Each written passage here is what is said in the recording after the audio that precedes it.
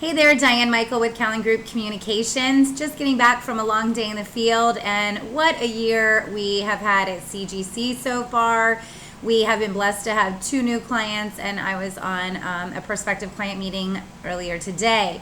And it inspired me to want to do a vlog on newsletters. It's been a long time since I've done that, and it is the bread and butter of Callan Group. So when we started this company 11 years ago, we were only in a ghost-written newsletter business. So we have our own proprietary software, and instead of selling a program like Constant Contact or MailChimp, we actually were the creatives behind the content, the design work, the template creation, and the sending of the newsletters. So 11 years ago, not many people were doing social media in the Volusia County area, so a lot of people were doing newsletters, and we were blessed to have a lot of business. We actually had a franchise where at one time we had 4 different franchisees that all were selling newsletters. So we were pumping out anywhere between 8 and 20 newsletters per day. So newsletters worked then and they work now. I was in a prospective meeting today with a business that did a drawing for flat screen TV for those who gave email addresses. So they acquired hundreds of email addresses, and it was a super successful campaign. But then nobody uploaded the email addresses and nobody did anything with the email addresses. So that's the first problem. The second problem is that people really believe that email newsletters don't work. Statistics will show you time and time again that they do. I just got an email last week from one of our longtime clients, someone that has been with me for over 10 years. They're in the medical recruitment business, and we are grateful to have their business. They're constantly looking for emergency room doctors to come to Florida. And they have credited Callan Group Communications newsletters for providing recruitment services for them for over 10 years.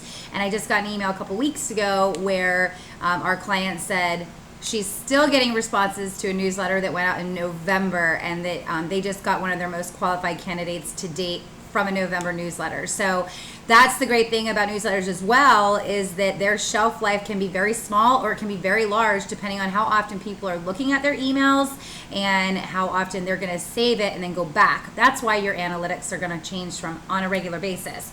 So real quick, just want to give you some best practices that we have at Callan Group Communications. So what are some reasons to send newsletters? If you don't have great content, you're probably just not thinking outside the box. Newsletters are great for contests, for talking about new hires, for celebrating anniversaries, for going over specials, for holiday promotions, for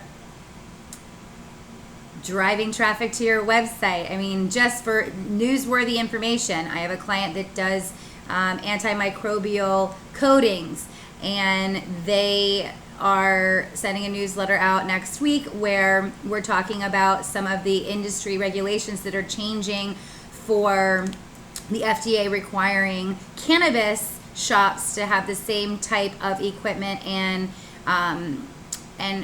codes as food and beverage companies. I haven't read the article yet, so I just talked to the client, so I'm a little unfamiliar with the exact verbiage, but that's basically the gist of it. We still at Callan Group pride ourselves in writing ghost-written newsletters, so we usually come up with all of the content, but from time to time we have a challenging industry where our client gives us topics. We research the topics, write the story, and create the newsletter and track the whole process, provide the analytics, so that you as the business owner can simply just get an email from us, approve it, and then look at the analytics and see what you want to do with it. But we also have a program where if you want to do everything on your own, you can do it, and we can send it. We can put it together so you don't have to worry about creating the template. You can just write the content, send us the images, we'll put it together. We'll be the architects of the piece, and then help you also look at the analytics as well. But so we went over a few reasons why. I think everyone knows why to send email newsletters. So how do you get email addresses? Super easy. Download your address book in any of your Google, Yahoo, AOL accounts, any of your old ones, your Outlook. You constantly are acquiring new email addresses. So on a regular basis, if you're sending newsletters once a month, download those new email addresses once a month.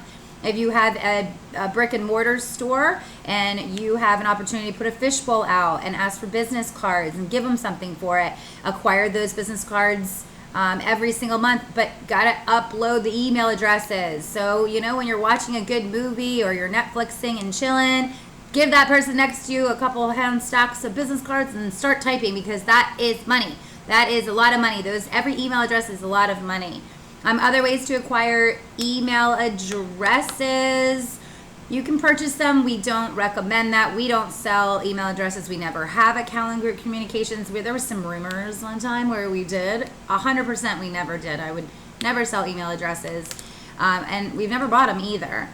We have some creative ways that we acquire email addresses that we share with our clients. But I just gave you a few tips right there. How often do you want to send? The numbers that we see from Volusia and Flagler County is 1 out of 12 emails are being looked at. So we recommend to sell a minimum of once a month. And we send about 250,000 emails a month, give or take. Some months a little bit more, some months a little less, depending on our quarterly clients. But we have a client that sends at least once a week.